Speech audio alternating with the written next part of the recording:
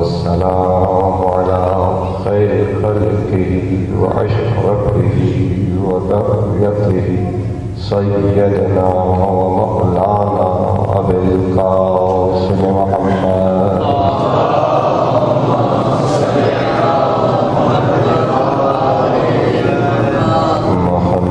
وأهل بيته الطيبين الطاهرين المعصومين المظلومين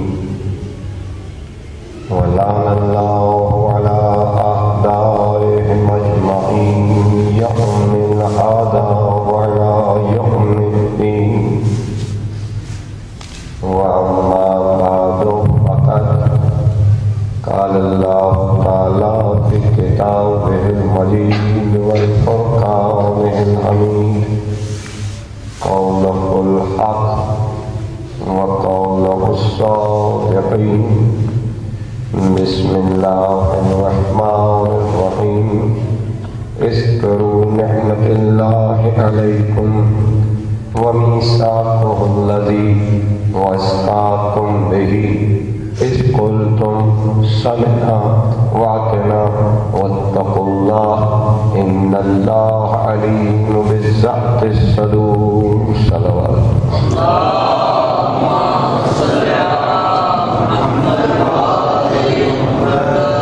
عزیزان محترم، برادران گرامی، عزاداران امام مظلوم،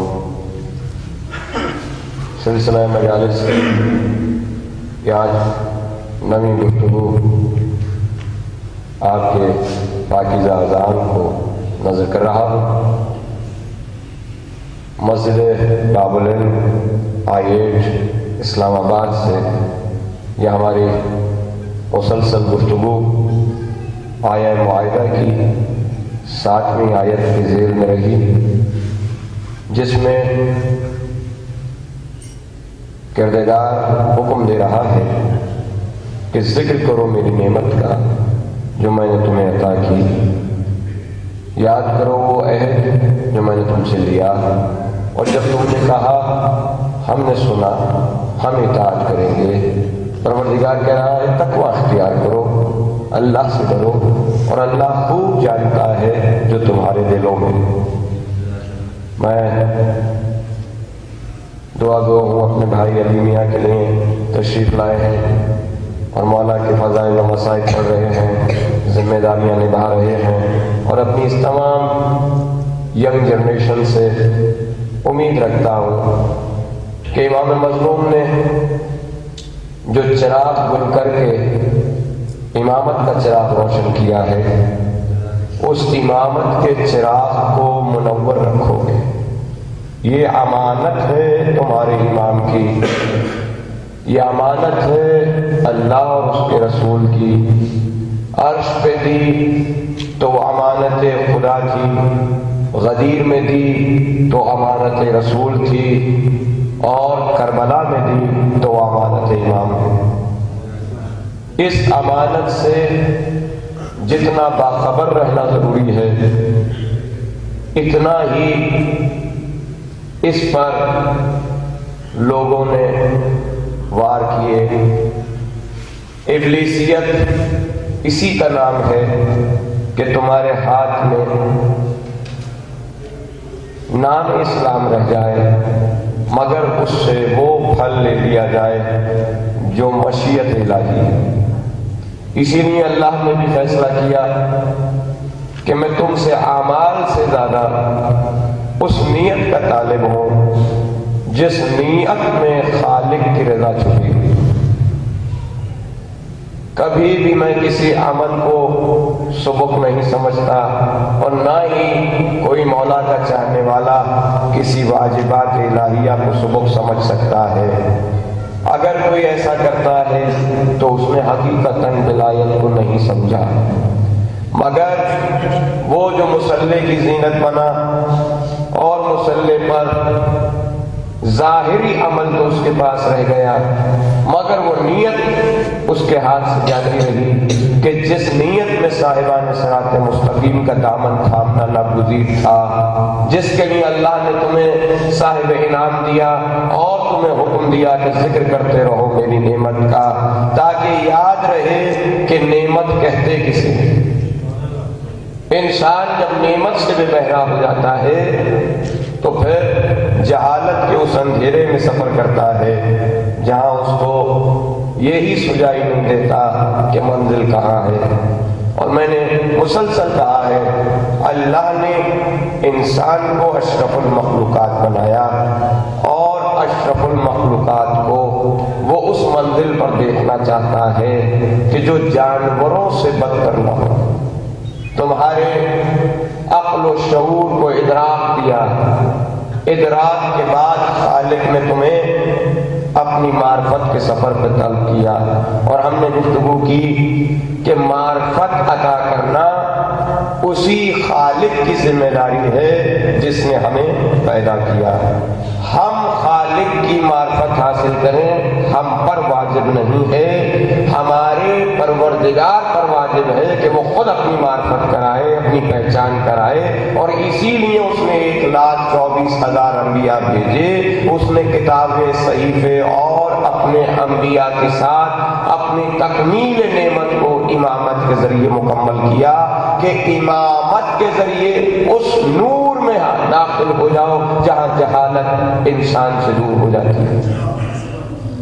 انسان یقیناً آپ لوگ بھی تھکے ہوئے ہیں، آج حاضری بھی وہ نہیں دکھائی دے رہی، لیکن خدا گواہ ہے میں نے اپنے مولا کے ایک ایک سپاہی کو اتنی ہی قیمت دی ہے جتنے میرے مولا حسین نے اپنے اس آج کی شب کو طویل کر کر انتظار کر کر حر کو دی تھی کہ حر ایک ہی صحیح مگر کائنات دیکھے گی کہ اب ساری زندگی خدائی ہرس کرے گی، کاش اب حر بن جائے۔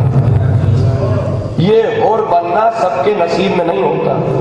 ہزاروں کا مجمع ہو، اس میں ایک بھی نہ ہو اس کام کا جو ایمان کی نگاہ تلاش کر رہی ہے تو کوئی ثمر حاصل نہیں ہوتا، مگر کوئی ایک بھی آپ کی صف میں شامل ہو گیا اور اس کا امام انتظار کر رہا ہوا اور آپ اس منزل پر آ گئے تو سمجھ لیں آپ نے زندگی کا معیار اور مقصد پورا کر دیا، آپ خالق کو راضی کرنے والوں میں قرار پائیں۔ عشرہ محرم، ایام اذا، بار بار کہہ رہا ہوں، کربلا حادثہ نہیں ہے، کربلا ایک وعدہ ہے، کربلا ایک حکمت الہی کا وہ سفر ہے جہاں وتواصوا بالحق وتواصوا بالصبر کی تفسیر کی گئی ہے۔ کربلا طاقت کے ذریعے سے اسلام کی فتح کا اعلان نہیں کرتی، کربلا کلمہ گو لوگوں کے لیے وہ سر جو خاک پر ظاہری طور پر جھکے ہوئے تھے ان سروں کو بھی کربلا بیدار کر گئی کہ اس خاک پہ سر رکھنا سجدہ نہیں ہوتا۔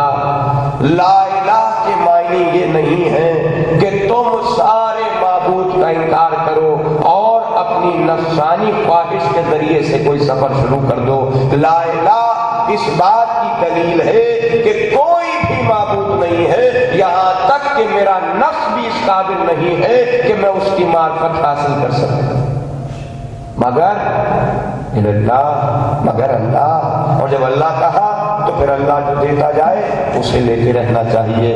اللہ جو درس کا اہتمام کر رہا ہے، جو تمہارے لیے درس گاہ بنا رہا ہے، اس میں بیٹھنے کے طریقے سیکھتے چلے جاؤ، کیسے انبیاء سے تعلیم لینی ہے، اور انبیاء کی بارگاہ میں بھی کتنی ہی اللہ نے طریقے عطا کیے، کہیں آواز بلند نہ ہو، کہیں کشتی نجات میں بیٹھو، کہیں کسی کی تکفیر کو سمجھو کہ استغفار آدم کر رہے ہیں اور توبہ آدم کی بخش قبول ہو رہی ہے، عطا حوا کو بھی ہو رہا ہے۔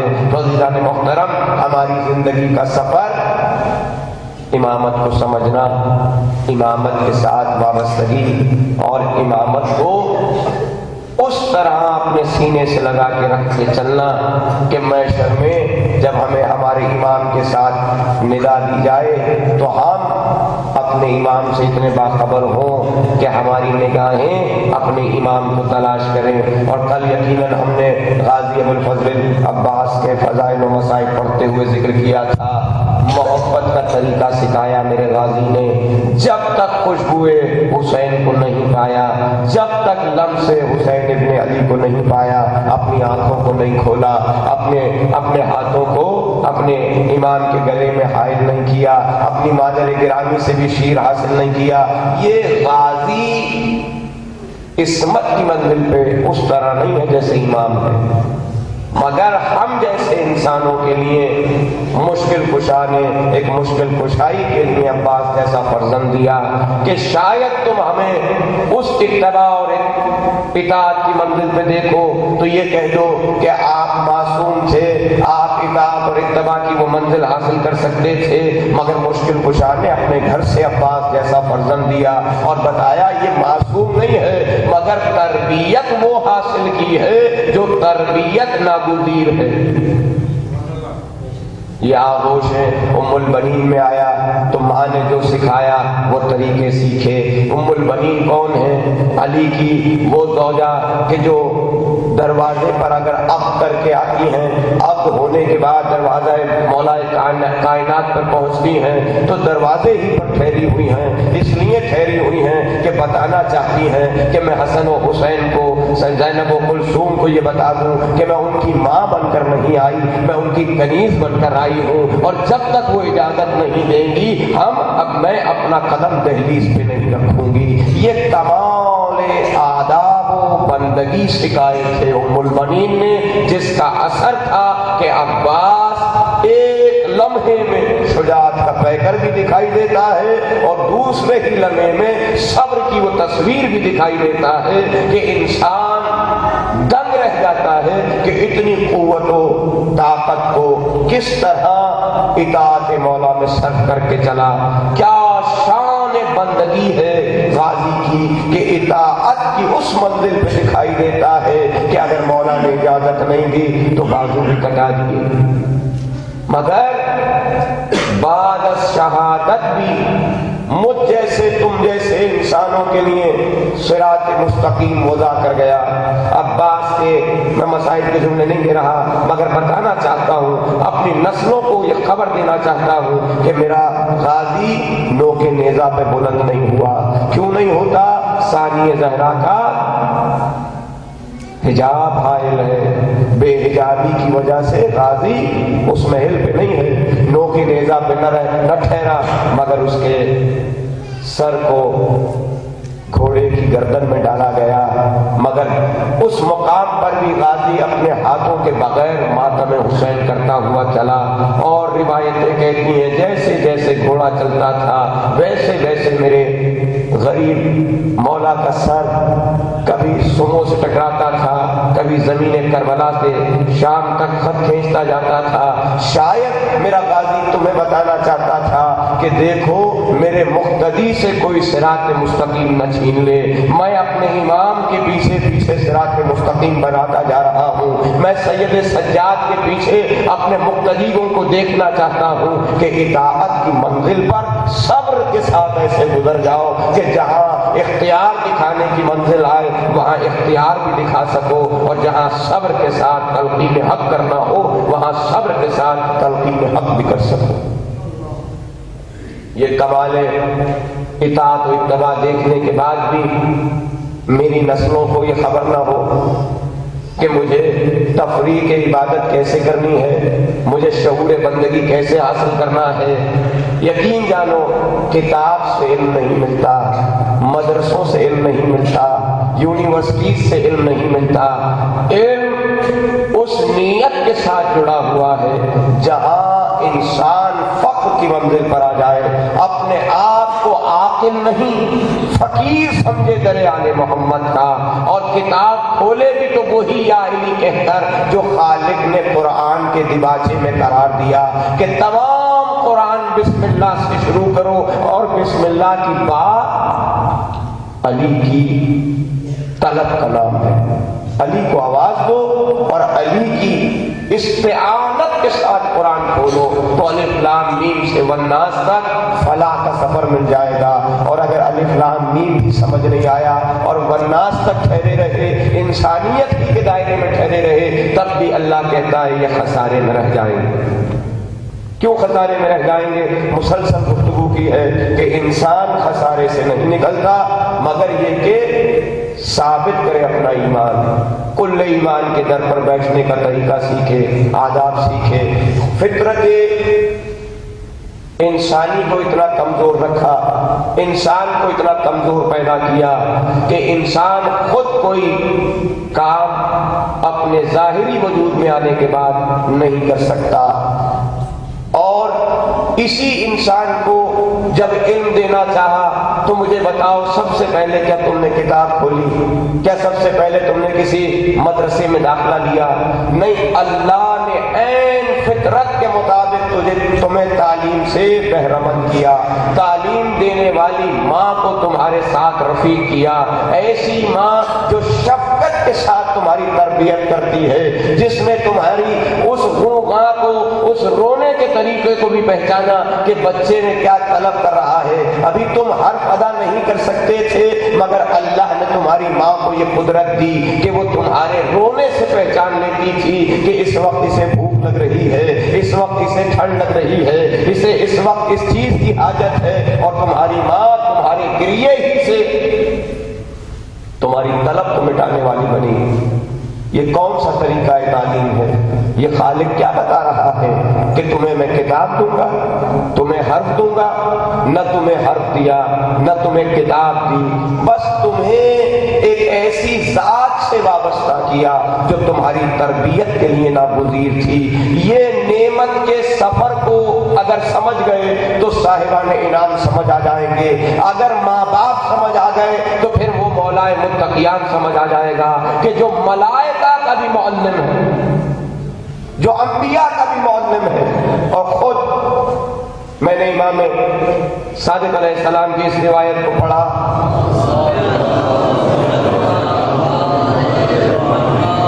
آہستہ آہستہ چاہتا ہوں کہ میرے نوجوان نسلوں کو تسبیحات ارباح کرنے کے طریقے آ جائیں۔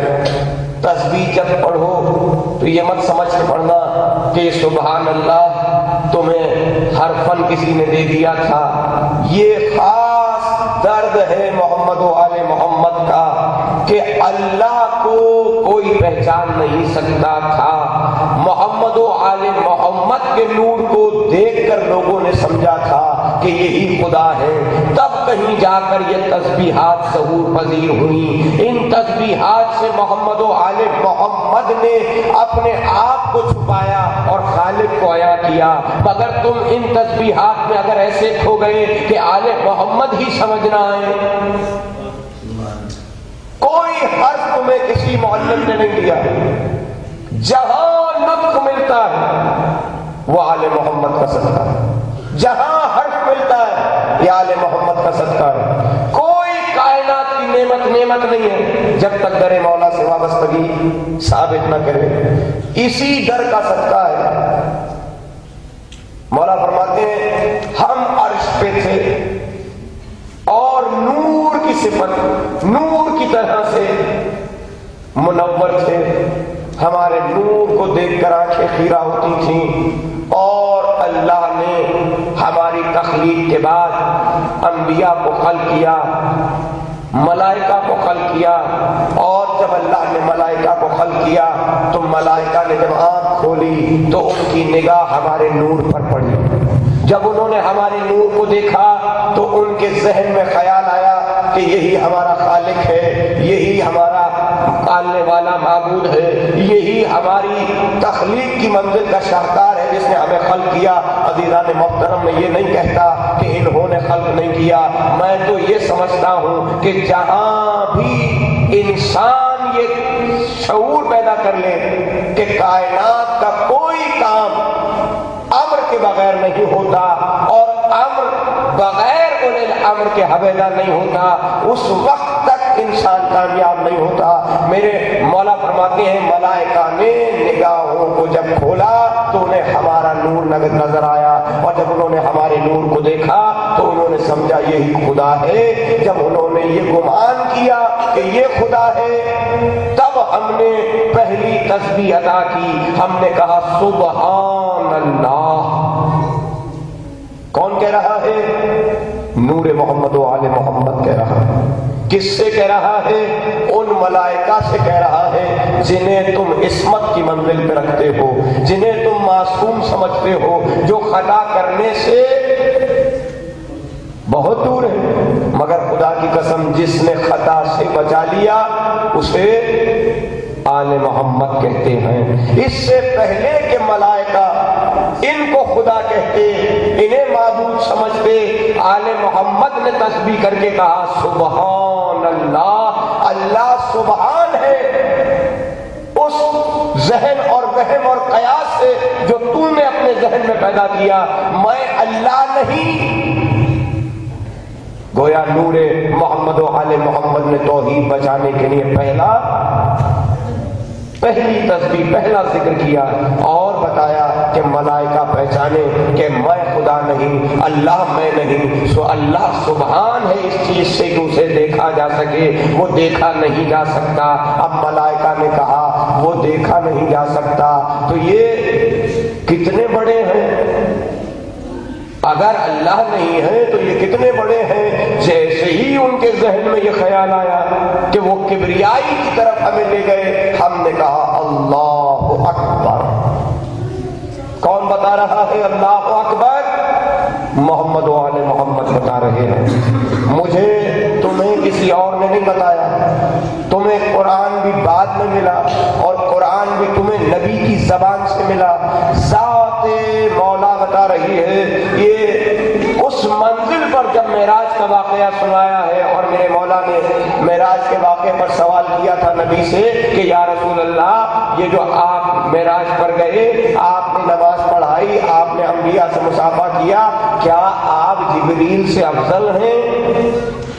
حیات القلوب کی روایت ہے جسے میں آپ کے سامنے نقل کر رہا ہوں، مولا نے یہ سوال اس لیے نہیں کیا تھا کہ علی جانتا نہیں تھا، کبھی کبھی سوال اس لیے کیا جاتا ہے کہ مجھے تو پتا ہے، میرے ساتھ بیٹھے ہوئے لوگ بھی باخبر ہو جائیں، انہیں بھی علم منتقل ہو جائے۔ تو اب علی جاننے کے لیے سوال نہیں کر رہا تھا، علی دنیا کو پہچانوانے کے لیے سوال کر رہا تھا کہ یا رسول اللہ، کیا جبریل آپ سے افضل ہے؟ تب رسالت میں آپ نے کہا تھا علی، جبریل مجھ سے کیسے افضل ہو سکتا ہے، بلکہ جبریل مجھ سے بھی اور تم سے بھی افضل نہیں ہے۔ جیسے میں فضیلت رکھتا ہوں ایسے علی تم جبریل پر فضیلت رکھتے ہو، اور کیوں کر نہ رکھو تم اور میں اس سے فضیلت کہ ہم وہ نور تھے، جب یکجا تھے تب اللہ نے ملائکہ کو پیدا کیا، اور جب ملائکہ نے آنکھ کھولی تو ہمارے نور کو دیکھا، اور جب ہمارے نور کو دیکھ کر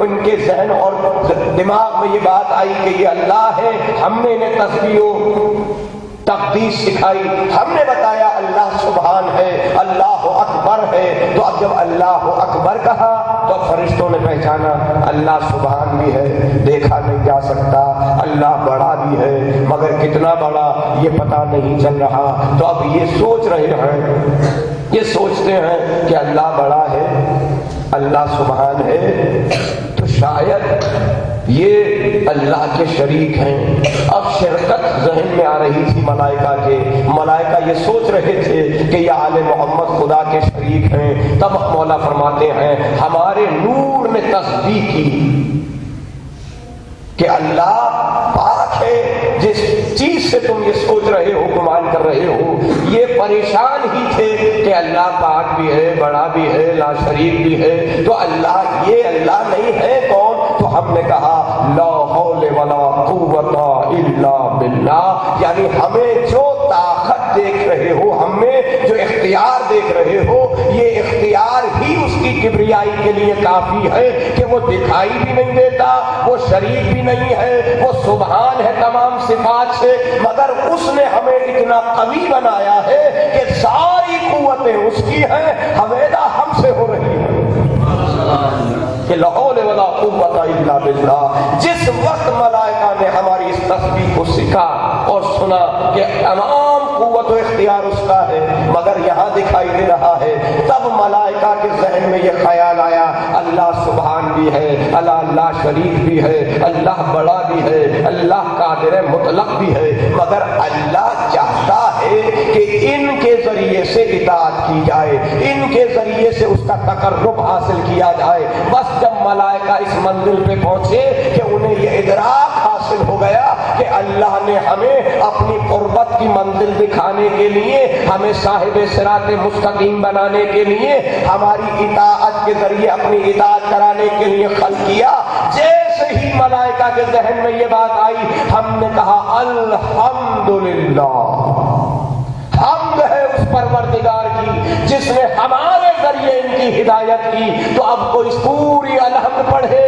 اور پھر بھی صاحب انعام نہ پہچان سکے، یہ نہ پہچان سکے کہ صاحب انعام ہے کون، کس کے راستے کو صراط مستقیم کہتے ہیں، بس آنکھ بند کر کے الحمدللہ رب العالمین الرحمن الرحیم مالک یوم الدین کا ورد کرتا رہے۔ ایسی نماز نہیں مانگی، ایسی نماز اور نمازی پر اللہ نے قرآن میں ویل کی ہے جو حقیقت نماز سے دور ہے۔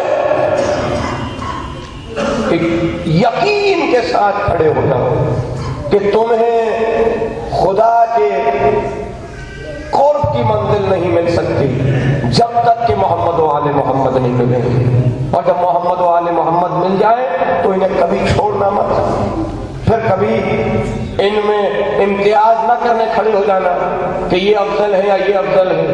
خدا کی قسم کائنات پہ قرۂ زمین پر عبادت ہو ہی نہیں سکتی اگر محمد و آل محمد نہ ہو۔ ایک سجدہ بھی نہیں چاہیے خالق کو تمہارا، تمہیں سجدوں کے لیے پیدا نہیں کیا، تمہیں اطاعت محمد و آل محمد کے لیے پیدا کیا۔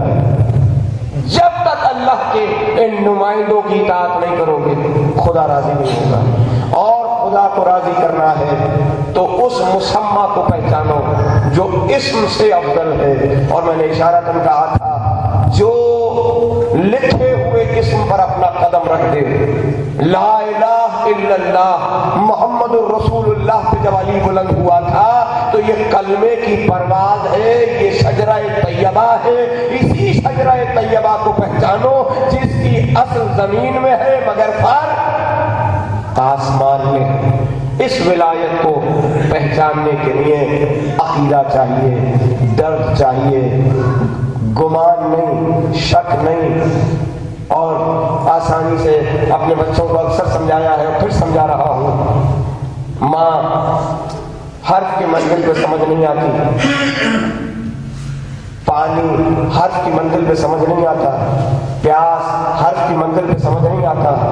میں لاکھ کہتا رہوں ماں جس بچے نے لفظ پڑھا ہی نہیں ہے وہ کیا ماں کو کیا پہچانے گا؟ میم الف نون غنہ ماں، MOTHER مدر، اس نے ایم پڑھا ہی نہیں ہے، ABCD پڑھی نہیں ہے، الف بے پے تے پڑھی نہیں ہے، وہ ماں کو کیسے پہچانے گا؟ نہیں پہچان سکتا۔ اسی طرح تمام الفاظ اپنے محل پر، کائنات میں اگر محمد و آل محمد نہ ہو تم ایک حرف کے بھی معنی نہیں لے سکتے۔ جب تک راسخون فی العلم نہ ہو تمہیں تعویل قرآن نہیں مل سکتی۔ تمہارے ذہن میں یہ وسعت ہی نہیں ہے کہ تم کسی ایک حرف کا بھی معنی اور مطلب لے سکو۔ یہ آل محمد کا حق ہے، یہ وہ ملک عظیم ہے جو اللہ نے آل محمد کو دیا کہ جس وقت جیسے معنی دینا چاہیں یہ معنی دے سکتے ہیں، اور اس معنی پر تمہیں کوئی شک نہیں ہونا چاہیے۔ وسیم آیا ہے پرسہ دینے امام جعفر صادق علیہ السلام کی بارگاہ میں،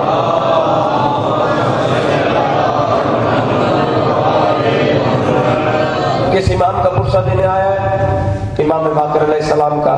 باقر العلوم ہے، علم میں، فضیلت میں اتنے زیادہ بڑھے ہوئے ہیں کہ کسی امام کو اتنا علم حویدہ کرنے کا موقع نہیں ملا جتنا امام باقر علیہ السلام نے علم و تدریس کو پھیلایا۔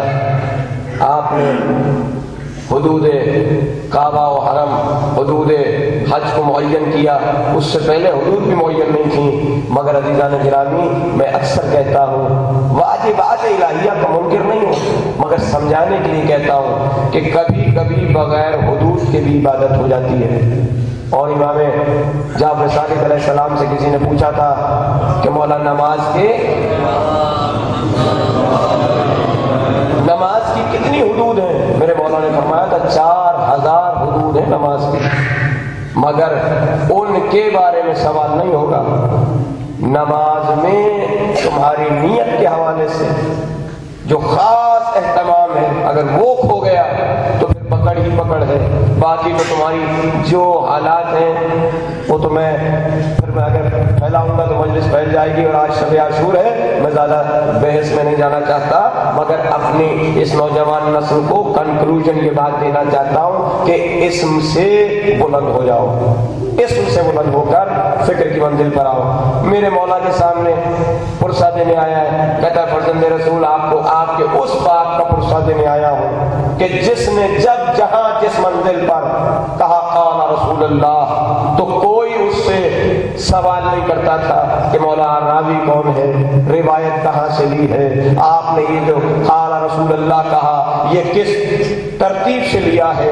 گویا فضائل پڑھ رہے تھے وہ امام کی بارگاہ میں ان کے پدر بزرگوار کے، مگر جیسے اسیم نے یہ فضائل پڑھے میرے مولا نے تھوڑی دیر سر جھکایا، اور سر جھکانے کے بعد سر کو بلند کیا، کہا قال اللہ تعالی عز وجل، اللہ فرماتا ہے جب کوئی مومن اس کی راہ میں کوئی خیرات کرتا ہے تو اللہ اس خیرات اور صدقے کو ایسے پالتا ہے جیسے کوئی اپنے گھر میں بچڑا پالتا ہے کہ بچڑے کا بچہ جوان بن کر بچڑا بن جائے، ایسے اس صدقے اور خیرات کو پالتا ہے یہاں تک کہ اسے کوہ احد کے برابر کر دیتا ہے۔ تمام حدیث کو سنا، اسیم اپنے واپس اس حج کے قافلے میں پلٹا جن سے اجازت لے کر مولا کو پرسہ دینے آیا تھا، اور آ کر کہنے لگا میں اپنے مولا کو پرسہ دینے گیا تھا اور ان کے پدر بزرگوار کے فضائل پڑھ کر کہہ رہا تھا کہ آپ کے جد اتنے منصب کے حامل تھے کہ اگر انہوں نے کبھی کہا قال رسول اللہ تو کوئی ان سے سوال نہیں کرتا تھا کہ رسول نے کب کہا، کس کے سامنے کہا، کون گواہ تھا، کون راوی تھا، مگر میں ابھی یہ بات کہہ کے بیٹھا ہی تھا، آگے سے فرزند رسول نے مجھے لاجواب کر دیا۔ آپ نے رسول سے بھی آگے بڑھ کر کہا قال اللہ تعالی عز وجل، اللہ فرماتا ہے، گویا آپ نے نبی کے بھی بغیر اللہ سے ڈائریکٹ حدیث کو نقل کیا۔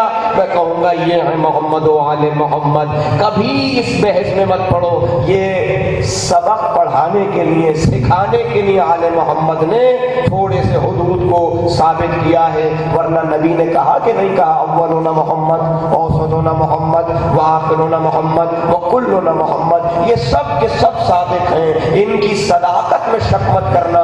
یہ کبھی ڈائریکٹ لے کر بھی دے دیتے ہیں، کبھی وسیلے سے دے کر بھی بتا دیتے ہیں کہ دیکھو وسیلے کا میں محتاج نہیں مگر تمہیں محتاج بناتا ہوں، سمجھاتا ہوں کہ جب میں اپنے خدا کی اطاعت نبی کے ذریعے کر رہا ہوں تو تم پر بھی کیسے اطاعت واجب ہے۔ تو عزیزان گرامی، اسم اور مسمى اور اس کے بعد میں مسائل کی منزل پر آ رہا ہوں۔ ماں آپ نہیں پڑھ سکتے، کسی بچے کو ابھی میں نے لفظ پڑھایا ہے نہیں، لاکھ لکھتا رہوں میم الف نون غلہ بیٹا پڑھو، وہ اسے گھور تو سکتا ہے، پڑھ نہیں سکتا۔ اے موٹی HER پڑھو، بچہ مدر لکھا ہوا دیکھ تو سکتا ہے، پڑھ نہیں سکتا۔ مگر کسی بھی سلیبس اور قاعدے کا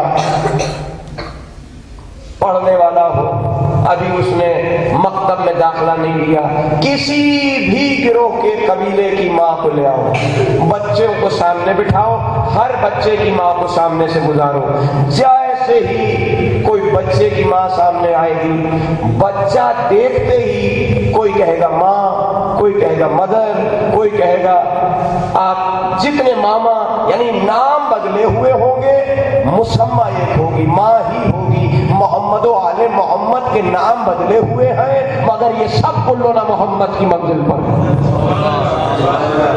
کبھی یہ راسخون العلم ہے،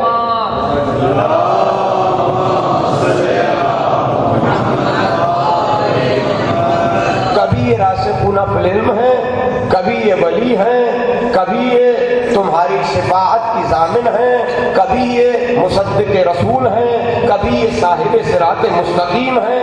بس قرآن اٹھا کے پڑھتے چلے جاؤ، صفت اور نام بدلتے جائیں گے مگر مرکز ایک ہی رہے گا۔ پورا قرآن سمجھے گا تو بائے بسم اللہ میں نظر آئے گا، بسم اللہ کی بے سمجھ آ گئی پورا قرآن سمجھ آ جائے گا، اور اگر بسم اللہ کی بے ہی نہیں سمجھی تو وہ ناز تک چلے جاؤ گے، خسارے نہیں رہو گے۔ تو عزیزان گرامی، محبت اپنے محل پہ ہونی چاہیے۔ اللہ نے، امام علی نقی علیہ السلام فرماتے ہیں،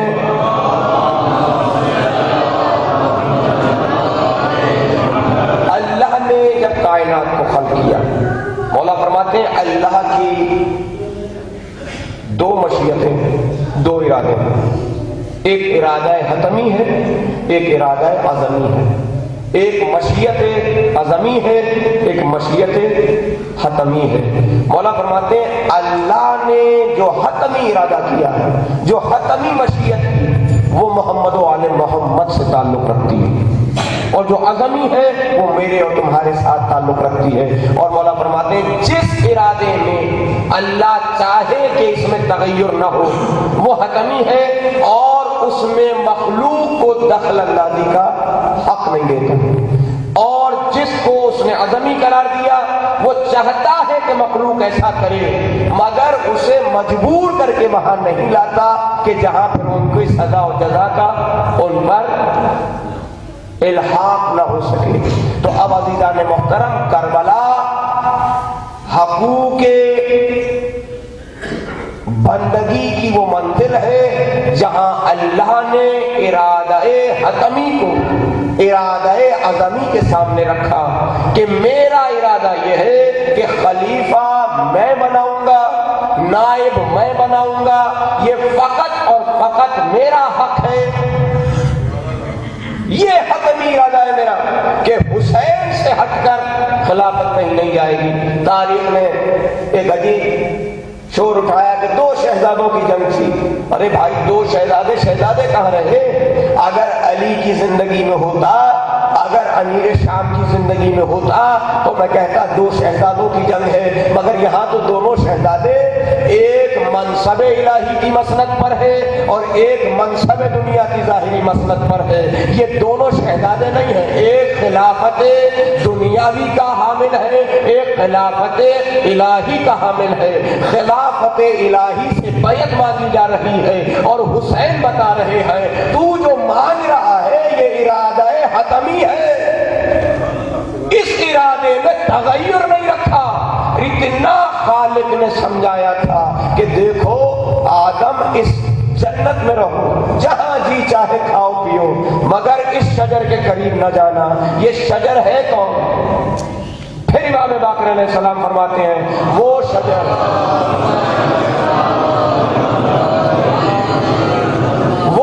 جس سے آدم کو کھانے سے منع کیا تھا، لا تقرب هذا الشجر، اس شجر کے قریب مت جانا، فتقون من الظالمین، ورنہ ظالمین میں سے ہو جاؤ گے۔ یہاں آدم کو روکا تھا، ارادہ عظمی تھا کہ اس سے نہ کھایا جائے۔ اگر حتمی ہوتا تو کبھی بھی آدم نہ کھاتے، مگر مولا فرماتے ہیں، مولا کے جملے ہیں جو میں آپ کو عطا کر رہا ہوں، مولا فرماتے ہیں لیکن اللہ نے ارادہ عظمی کے تحت آدم کو اتنی مہلت دی اور آدم نے اپنے اذن سے کھایا، مگر اللہ نے اس ارادہ حتمی کو نہیں بدلا جو آدم چاہتے تھے۔ آدم کھاتے چاہتے کیا تھے کہ ہمیشہ ہمیشہ کے لیے جنت میں رہ جائیں، ہمیشہ ہمیشہ کی زندگی حاصل ہو جائے۔ اللہ نے بتایا یہ ارادہ حتمی میرا محمد و آل محمد کے لیے ہے، وہ باقی رہیں گے اور جنت ان کے قبضے میں رہے گی۔ نہ تم جنت میں رہ سکتے ہو، نہ تم وہ منصب پا سکتے ہو، جو چاہتا ہے باقی رہے وہ بقیت اللہ سے مل جائے۔ یہ اللہ کا ارادہ ہے۔ اللہ نے تمہیں اور مجھے اس منزل پہ نہیں رکھنا، مجھے اور تمہیں رابطہ آل محمد میں دیکھنا ہے۔ میں رابطے میں ثابت ہو گیا تو تم بھی اپنے مولا کے صدقے میں بقیت اللہ کی منزل پر آؤ گے، پھر جنت میں ہمیشہ ہمیشہ کے لیے گھر بنا لو گے۔ مگر جب تک محمد و آل محمد سمجھ نہیں آئیں گے اللہ کا ارادہ حتمی تم حاصل نہیں کر سکتے۔ عزیزان گرامی، کربلا اسی ارادے کی جنگ تھی۔ ایک جانب اگر یزید میرے مولا سے فقط تخت مانگتا تو مولا اسی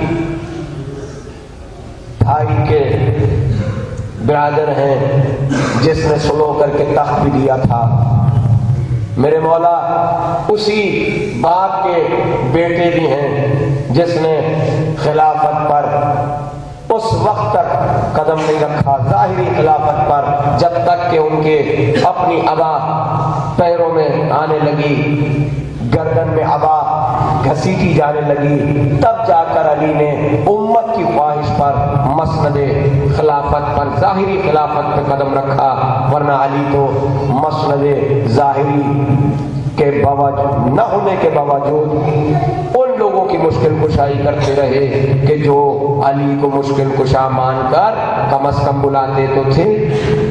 تو یہ کربلا نہ تو شہزادوں کی جنگ ہے، نہ کربلا اس ظاہری اسلام کی بقا کی جنگ ہے جسے مسلمان آج بھی غلط ٹرانسلیٹ کرتا ہے۔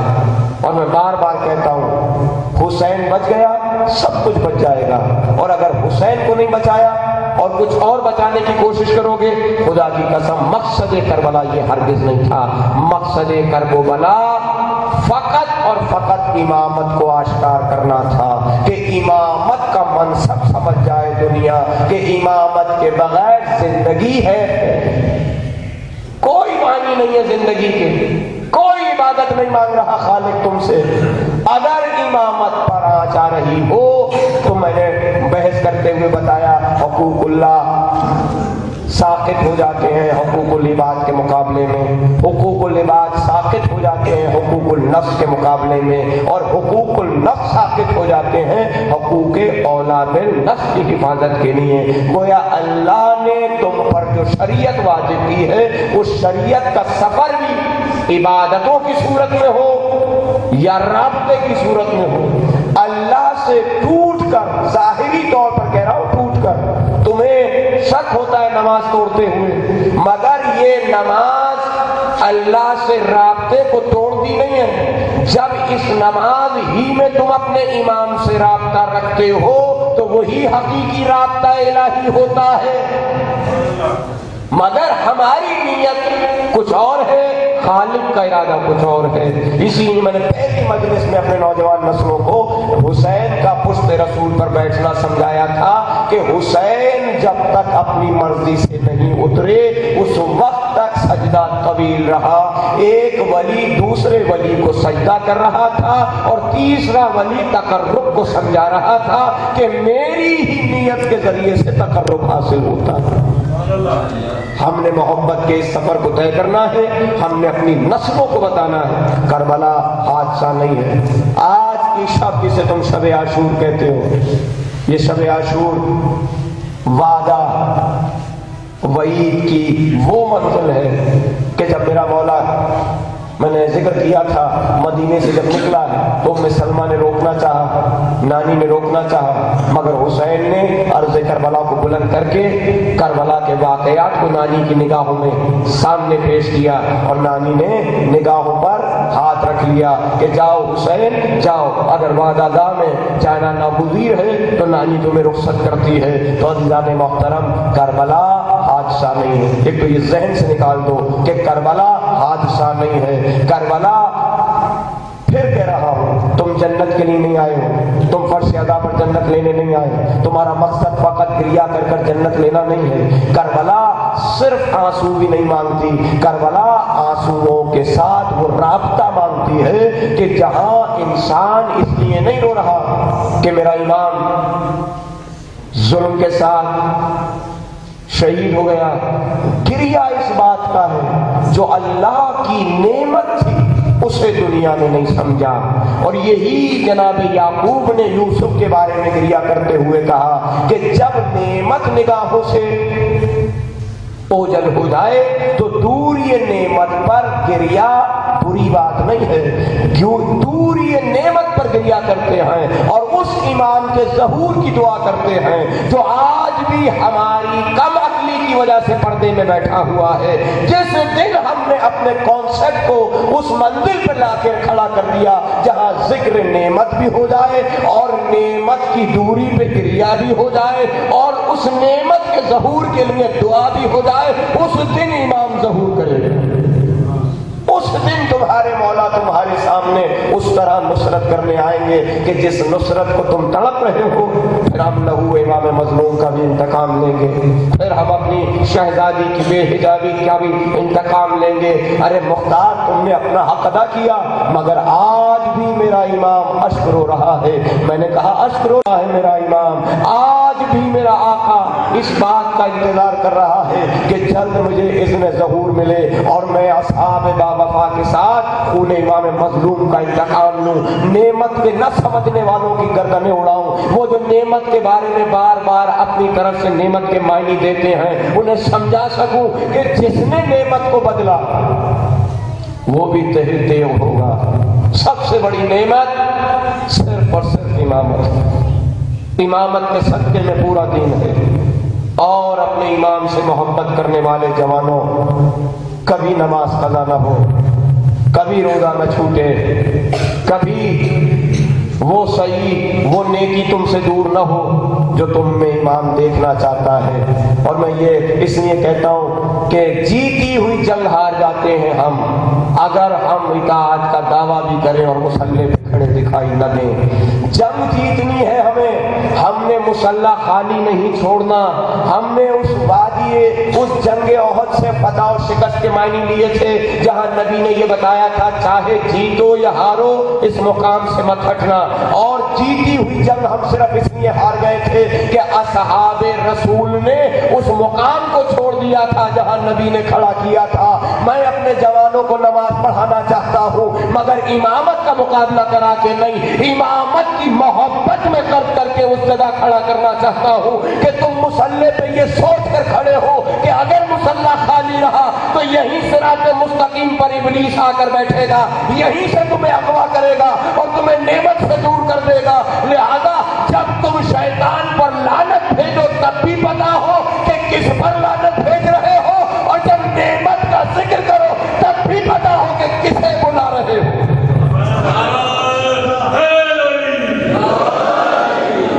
یہ کربلا ہے, اس کربلا کو سمجھو. مجھے اپنے اس جوان طبقے سے بڑی امید ہے. میں اپنے درس گاہوں میں بیٹھے ہوئے جوانوں سے امید رکھتا ہوں اور انشاءاللہ ایک سپاہی اپنے گھر سے بھیجوں گا.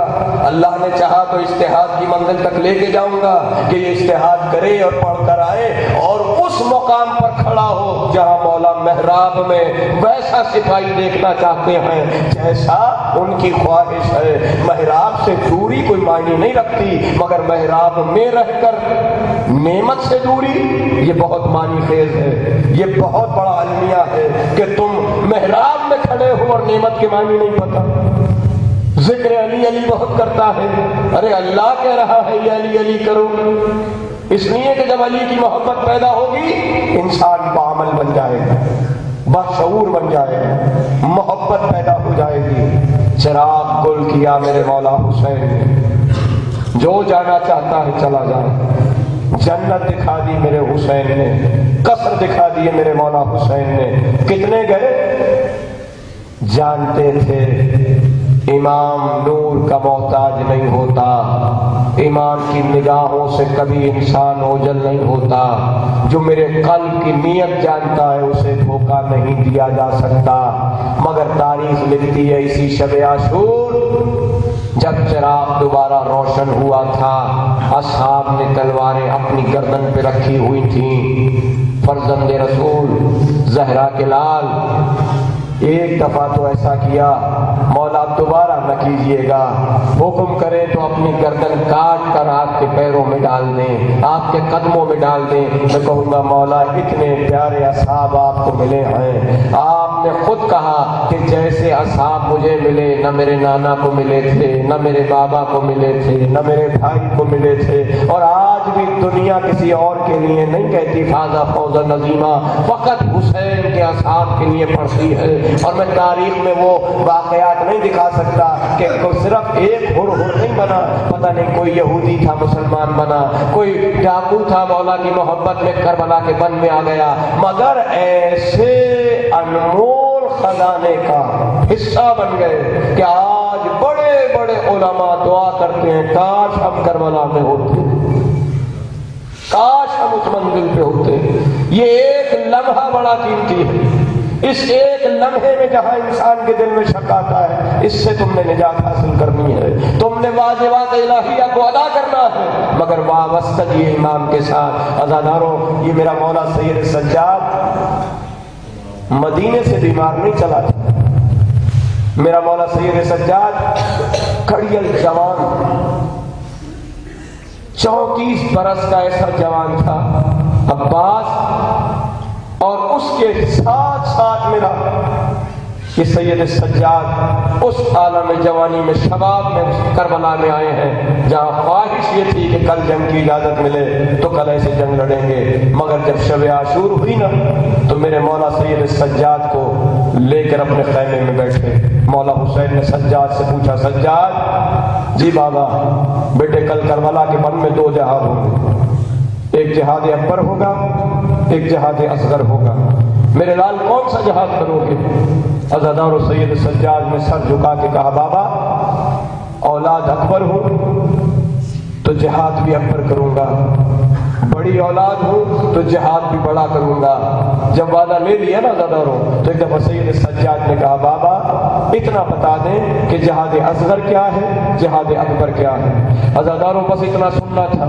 ثانی زہرا سے کہا، ثانی زہرا میرے سجاد کے بازو تھامو، بازو تھام کر میرا مولا بتاتا جاتا ہے کربلا میں اون و محمد کے لاشیں اٹھاؤں، یہ جہاد اصغر ہے۔ کربلا میں علی اکبر کے سینے پر پرچی کا پھل لگے، ضعیف باپ جوان بیٹے کے کلیجے کو پھل کے ساتھ نکالے، یہ جہاد اصغر ہے۔ کربلا میں میرے غازی کے بازو کٹ جائیں، بازوؤں کو اٹھا کر گریہ کرتا ہوا لاشیں عباس پہ پہنچے، یہ جہاد اصغر ہے۔ عزادارو جہاد اصغر بتاتے جا رہے ہیں۔ میرا قاسم پامال ہو جائے، اسے ابا کے دامن میں حسین اٹھا کے لائے، یہ جہاد اصغر ہے۔ میرا نوخیز پھول مرجھا جائے، نو مولود اصغر تیر سے شعبہ دور سے ایک کان سے دوسرے کان تک ذبح ہو جائے، باپ جلتی زمین پر اس کو دفنائے، یہ جہاد اصغر ہے۔ یہ جہاد اصغر سن رہا تھا، میرا مولا سید سجاد کہتا ہے، بابا یہ سب جہاد اصغر ہے تو جہاد اکبر کیا ہے؟ بس اتنا سننا تھا۔ میرے مولا کہتے ہیں علی، میرے مولا کہتے ہیں سجاد بابا کا لاشا بے گور و کفن پڑا ہو، ہاتھوں میں ہتھکڑیاں ہو، پیروں میں بیڑیاں ہو، گلے میں خاردار توق ہو، ارے ماں بہنوں کے سر سے چادر چھن جائے، بے حجابی میں کربلا کے بن سے گزرنا پڑے، مگر صبر کے ساتھ، یہ جہاد اکبر ہے۔ عزاداروں یہ جہاد اکبر سید سجاد نے کیا۔ کربلا اس غربت کا نام ہے جہاں حسین نے جہاد کو تقسیم کیا۔ عزاداروں میں نے آج شب عاشور کی اس غیور امام کی غیرت کا ایک منظر پیش کروں۔ بستر علالت پہ چلا گیا سجاد، حکمت الہی نے چاہا کہ سجاد سے جہاد کو ساکت کیا جائے۔ میرا مولا سید سجاد بستر علالت پر ہے، بابا کاش خدا آپ سب کو لے جائے، آپ زیارت کرب و بلا کریں، اور جب زیارت کرب و بلا کرو گے خیام حسینی کا نقشہ جا کے دیکھو گے تو خیام حسینی کے لیے اصحاب بابا وفا کے خیمے آگے لگے ہوئے ہیں، اعتراف میں اصحاب کے خیمے ہیں۔ جیسے ہی اعتراف سے گزر کر تم بیچ میں پہنچو گے، سب سے پہلا خیمہ باب الحوائج غازی ابو الفضل العباس کا ہے، اور غازی کے خیمے کے پیچھے پشت پر امام حسین کا خیمہ ہے، اور امام حسین کے خیمے کے بالکل ساتھ پیوستہ پشت میں جناب ثانی زہرا کا خیمہ ہے، اور پھر مستورات کا خیمے، مستورات کے خیمے ہیں۔ عزاداروں، جب میں اس جگہ پہ داخل ہو رہا تھا میں سوچ رہا تھا غازی کس شان سے بیٹھا ہوگا، اصحاب کے درمیان سے کوئی گزر کر آئے، سب سے پہلے غازی کا سامنا ہوتا ہوگا کہ کون ملنے آیا ہے، کس سے ملنا چاہتا ہے۔ مگر عزاداروں، جب شب عاشور آئی نا تو اصحاب باوفا کے خیمے اتنے دور نہیں تھے کہ جتنے آپ اور میں ذہن میں تصور کرتے ہیں، بلکہ رات کے اندھیرے میں سید سجاد کے کانوں میں اصحاب باوفا کی تسبیح و تحلیل کی آواز آنا شروع ہوئی۔ آپ کی آنکھ کھلی، ایک دفعہ تڑپ کر کہا فضا میرے بابا کو بلاؤ، میرے بابا حسین کو بلاؤ۔ عزادارو، سید سجاد نے بابا کو بلوایا، سید سجاد تشریف لائے۔ علی کے غیور علی کا غیور ہوتا ہے نا، وہ علی تھا نا جو کوفے میں اپنے اصحاب کو رخصت کر رہا تھا کہ اصحاب باوفا علی راضی ہو گیا، جاؤ علی کو چھوڑ دو، علی کو تنہا چھوڑ دو۔ اور اصحاب کہتے ہیں مولا اس عالم جاکنی میں جبکہ آپ ضربت سے زخمی ہیں، ہم آپ کو چھوڑ کر چلے جائیں۔ میرا مولا کہتا ہے نہیں، تم نہیں جانتے، میری شہزادیاں دروازے کے ادھر مضطرب ہیں، اور بابا کو جب اس کیفیت میں دیکھیں گی تو گریہ کریں گی، اور علی کی غیرت گوارا نہیں کرتی کہ میری بیٹیوں کے گریے کی آواز نامحرم کانوں میں جائے۔ اسی کا پوتا ہے سید سجاد، بستر علالت پر لیٹا ہوا بابا کو بلاتا ہے، بابا بابا بابا ایک بات بتائیں، یہ جو تسبیح و تحلیل کی آواز آ رہی ہے یہ آپ کے اصحاب باوفا کی ہے؟ کہا ہاں میرے اصحاب باوفا کی ہے۔ بابا کیا ان کے خیمے اتنے قریب ہیں؟ کہا ہاں بیٹا، میں نے حفاظت کے اہتمام سے اس طرح خیمے نصب کروائے ہیں۔ میرا مولا سید سجاد کہتا ہے بابا پھر تو ہماری مستورات کی آواز بھی وہاں خیموں تک جا رہی ہوگی، بابا ان کے خیمے تھوڑا سا دور کر دے، بس اتنا سننا تھا۔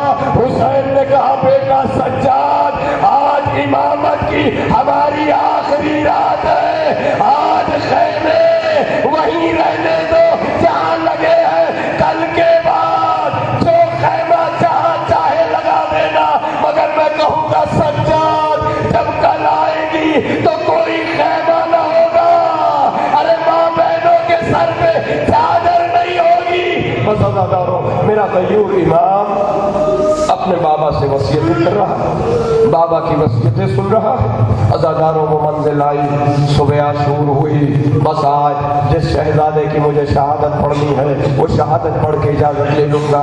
عزاداروں ساری شہادتیں تقریباً پڑھ لی، آج رباب کی بارگاہ میں چلنا ہے، آج میں اپنی شہزادی جناب رباب کو پرشا دوں گا، ان ماؤں کے لیے دعا کروں گا، ان بھائیوں کے لیے دعا کروں گا کہ جن کے ہاں خدا نے اولاد نہیں دی، پروردگار اجڑی ہوئی رباب کے آغوش کے صدقے میں ہر مومن و مومنہ کو صاحب اولاد کر دے۔ عزاداروں رباب کی بارگاہ میں چلے۔ رباب بہت رنجیدہ تھی کہ ہر گود سے کوئی نہ کوئی حسین پر فدیہ ہوا، کوئی نہ کوئی حسین پر قربان ہوا، مگر رباب کا یہ ننھا پھول اس قابل نہیں تھا کہ خود جا سکتا۔ رباب جھولا جھولاتی جاتی ہے، اصغر کاش تو بڑا ہوتا، کاش تو بھی اکبر کی طرح میدان میں جا سکتا، کاش تو بھی حسین پر اپنی جان نثار کرتا۔ ارے گہوارے سے متبسم اصغر ماں سے کلام کر رہا ہے، اماں ذرا صبح تو ہونے دے دو، میں دیکھو تو صحیح تمہاری شان کیسے بڑھاتا ہوں، میرے جہاد کا انداز کیا ہوتا ہے۔ عزادارو رباب جھولا جھولاتی جاتی ہیں، اصغر مسکرا رہے ہیں۔ صبح ہوئی، عزادارو گنج شہیدہ لاشوں سے بھر گیا۔ میرا مولا حسین آخری منزل پر اکبر کا لاشا دلا کے رکھ چکے۔ اب میرا مولا خیمے میں آیا۔ میرے مولا، میں نے ابھی مولا کی شہادت نہیں پڑھ رہا، مولا کی تکبیر، مولا کی وہ سفر نہیں پڑھ رہا کہ کس طرح مولا میرا خیمے سے رخصت ہوا، مگر جب میرا مولا مقام کربلا میں آ کے کھڑا ہوتا ہے، آواز استغاثہ بلند کرتا، حل من ناصر यंसुरना, कौन है जो मुझ गरीब की मदद करे। अज़ादारों, बस ये मंजिल है जब खैमे से किसी बच्चे के रोने की आवाज आई और बच्चे के रोने की आवाज के साथ मस्तूरात का गिरिया बुलंद हुआ। हुसैन खैमे में पलटे, पूछा रोने का सबब क्या है। कहा वाली क्या पूछते हैं, जिस वक्त आपने सदा इस्तगासा बुलंद किया असगर ने खुद को झूले से गिरा दिया है। अरे असगर ने खुद को झूले से गिरा दिया।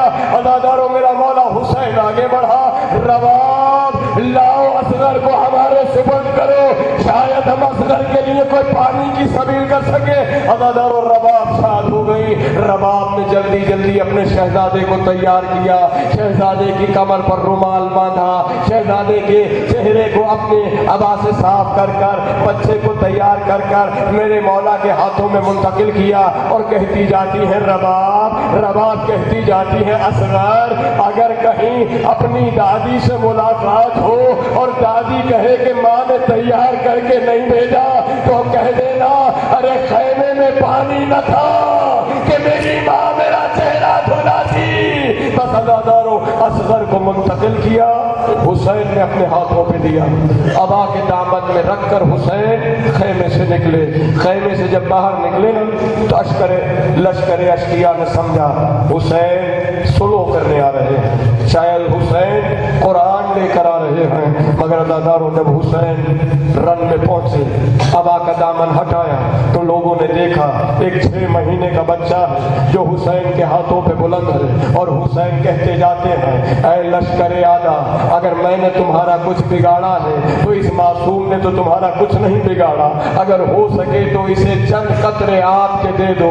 अज़ादारों, लश्कर आदा 2 हिस्सों में मुनक़सिम हुआ, 2 राय होने लगी। कोई कहता था पानी पिला दो, कोई कहता था नहीं हुसैन बच्चे के बहाने से खुद पानी मांगना चाहते हैं। मेरे मौला हुसैन ने जब ये मामला देखा, अपनी इस कोपल को, इस नोखेज नो मौलूद बच्चे को जमीन करबला पर जलती हुई रेती पर लिटा दिया कि ऐ लश्कर आदा, अगर तुम ये समझते हो कि हुसैन इस बच्चे के बहाने पानी पीना चाहता है तो लो मैं इसे जलती हुई जमीन पर लिटाए देता हूँ, इसे पानी पिला दो।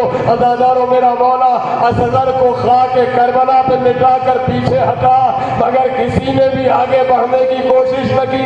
मेरे मौला ने जल्दी से असगर को उठाया। मैं कहूँगा मौला जल्दी क्यों की, शायद आवाज आ जाए अरे ये फख्र इस्माइल है, अगर इस्माइल के एड़ियां रगड़ने से पानी आ सकता था तो अगर असगर को कुछ देर और छोड़ता तो पानी की सबील होता। अज़ादारों, मेरे मौला ने असगर को उठाया, असगर को हाथों पे बुलंद किया और उधर हुरमला को हुक्म मिला, हुरमला हुसैन के कलाम को कता कर। हुसैन के कलाम को कता करने का हुक्म हुरमला को मिला। हुरमला ने तीर जोड़ा।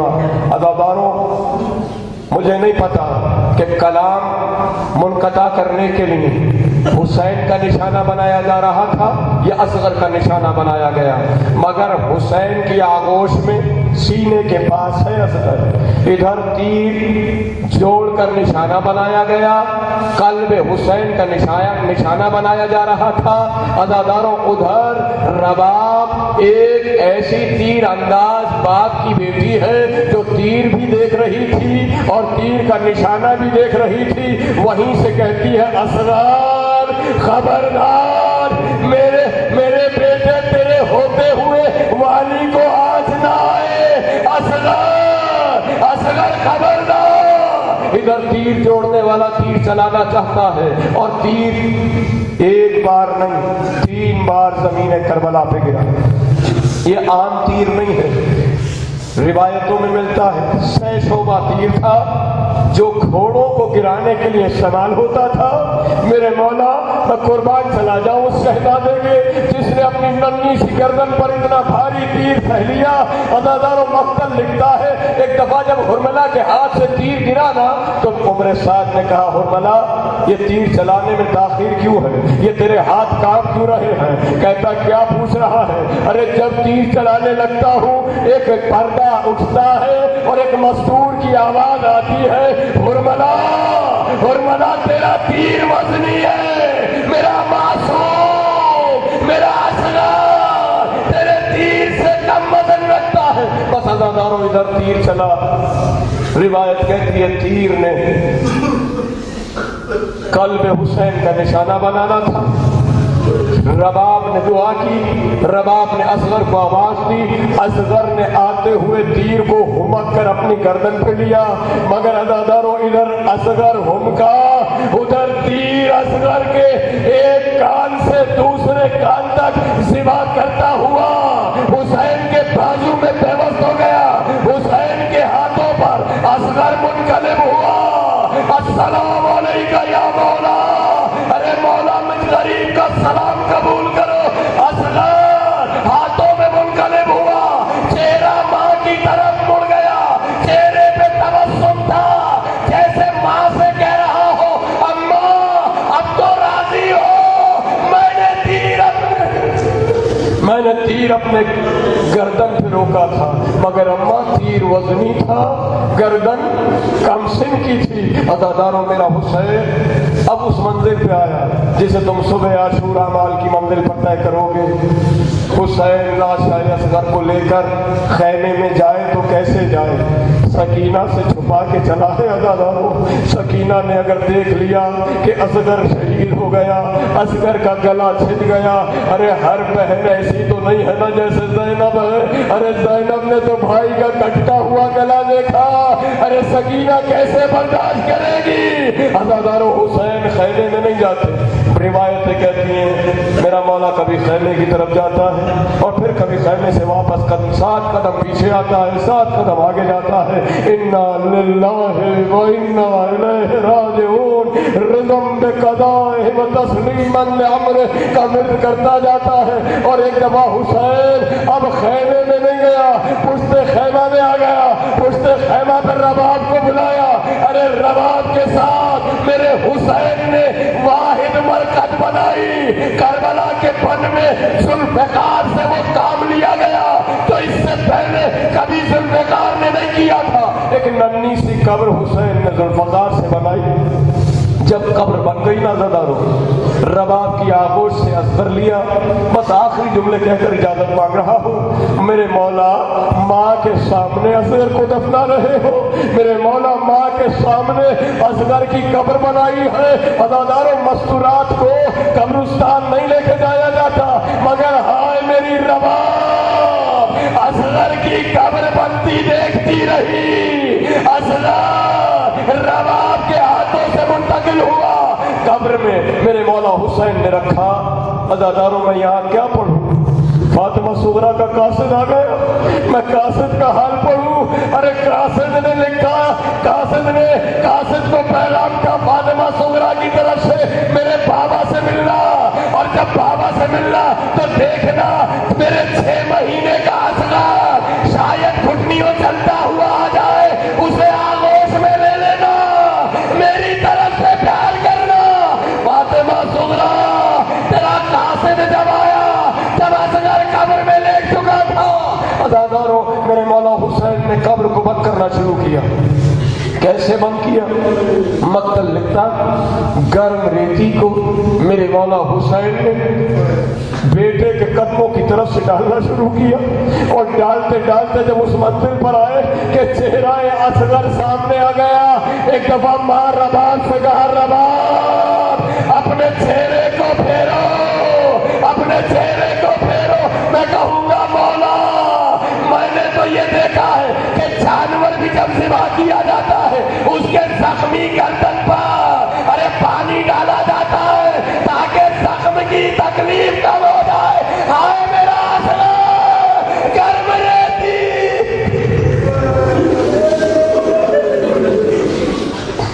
اللہم بارک قتلۃ الحسین وصحبہ۔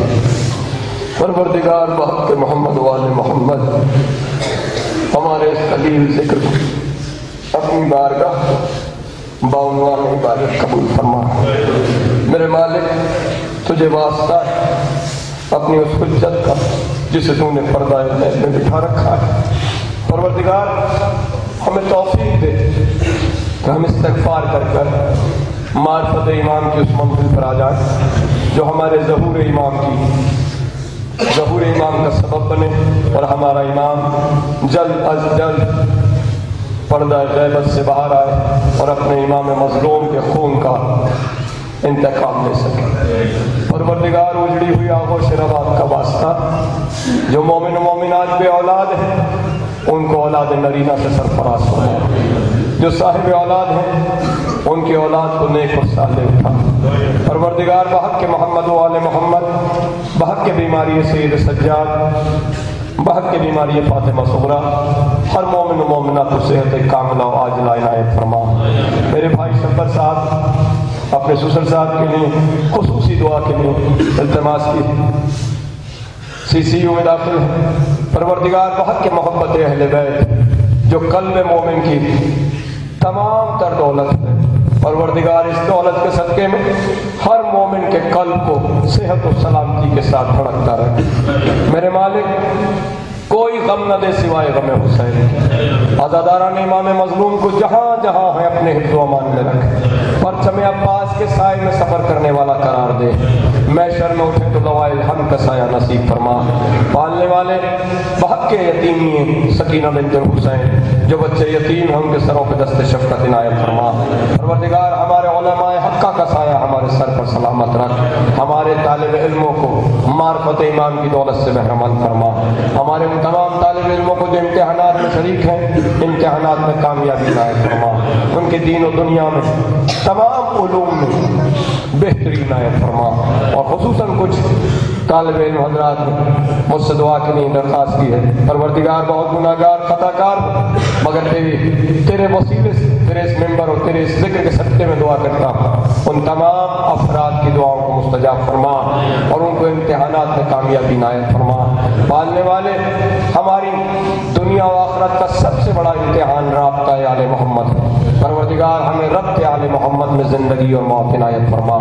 محشر میں اٹھیں تو اپنے مولا کے دامن کو تھام کر چلنے کی توفیق عنایت فرما۔ پالنے والے بحق کے سکینہ بنت الحسین ہم تمام حاضرین کو جلد اذن حج و زیارت عنایت فرما، ہمیں اپنے مولا کی محبت کے ساتھ سرشار رہتے ہوئے اپنے ایمان کا انتظار کرنے اور ہر اس نیک عمل کی توفیق عنایت فرما جس سے امام راضی ہو جائے، ہر اس عمل سے محفوظ رکھ جس سے امام ناراض ہو جائے۔ پالنے والے ہماری حجت کو جلد اذن ظہور عنایت فرما، ہمیں ان کے ناصرین میں شمار فرما۔ ایک دفعہ سورہ فاتحہ اور 3 دفعہ سورہ اخلاص پڑھ کر جملہ تمام ارواح مومن و مومنات کے لیے، خصوصاً پچھلے سال جو کراچی میں اس عاشور سے پہلے جو روز میں شہید شہداء ہوئے ہیں، پروردگار ان کی ارواح کو مرحمت فرماؤ۔ بسم اللہ الرحمن